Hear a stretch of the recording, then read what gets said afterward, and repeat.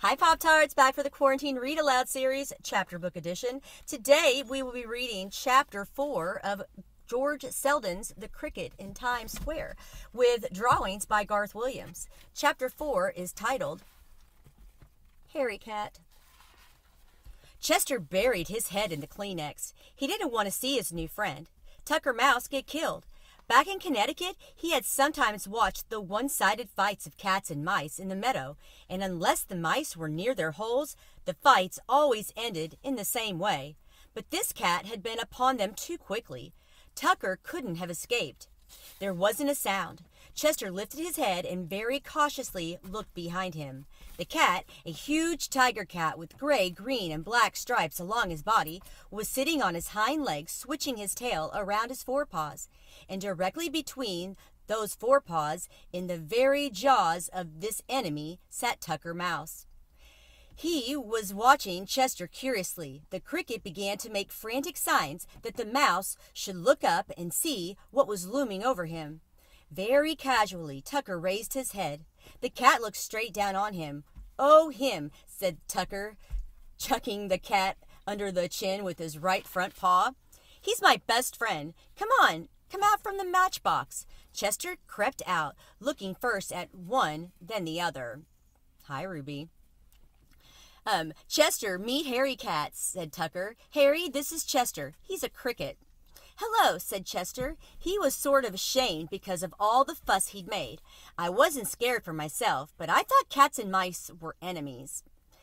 "In the country, maybe," said Tucker, "but in New York, we gave up those whole old habits long ago. Harry is my oldest friend. He lives with me over in the drain pipe. So, how was scrounging tonight, Harry?"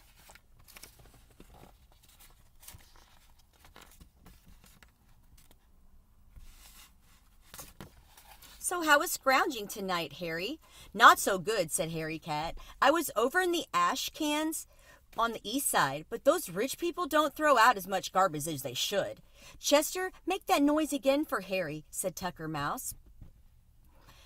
Chester lifted the black wings that were carefully folded across his back, and with a quick, expert stroke drew the top one over the bottom. A thrum echoed through the station. "Lovely, very lovely," said the cat. "This cricket has talent." "I thought it was singing," said Tucker, "but you do it like playing a violin with one wing on the other." "Yes," said Chester, "these wings aren't much good for flying, but I prefer music anyhow." He made 3 rapid chirps. Tucker Mouse and Harry Cat smiled at each other. "It makes me want to purr to hear it," said Harry. "Some people say a cricket goes chee-chee-chee-chee," exclaimed Chester, "and others say treat-treat-treat, but we crickets don't think it sounds like either one of those."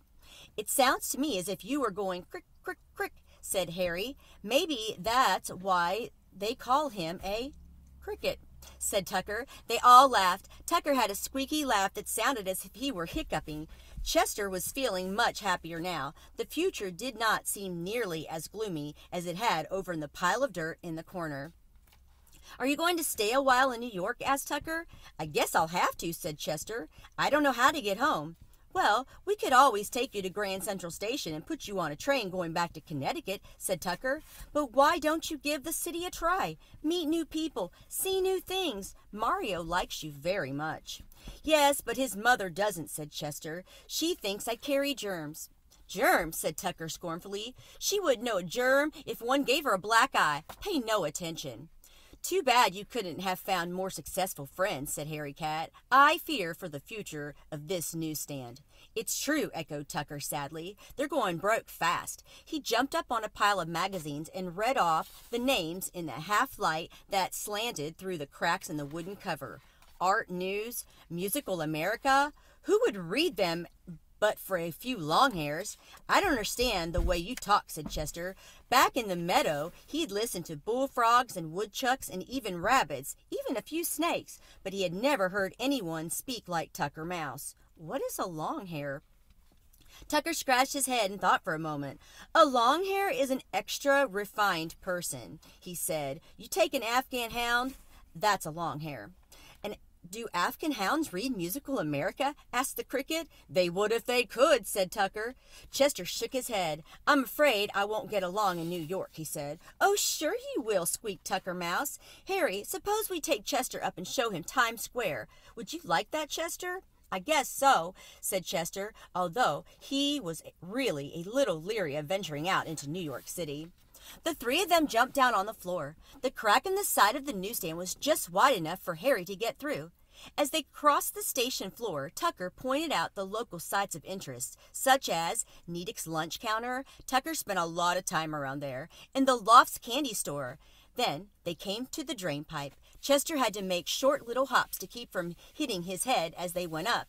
There seemed to be hundreds of twistings and turnings and many other pipes that opened off the main route, but Tucker Mouse knew his way perfectly, even in the dark. At last, Chester saw light above them. One more hop brought him out onto the sidewalk, and there he gasped, holding his breath and crouching against the cement. They were standing at one corner of the Times building, which is at the south end of Times Square, above the cricket. Towers that seemed like mountains of light rose up to the night sky. Even this late, the neon signs were still blazing. Reds, blues, greens, and yellows flashed down on him, and the air was full of the roar of traffic and the hum of human beings. It was as if Times Square were kind of a shell with colors and noises breaking in great waves inside it.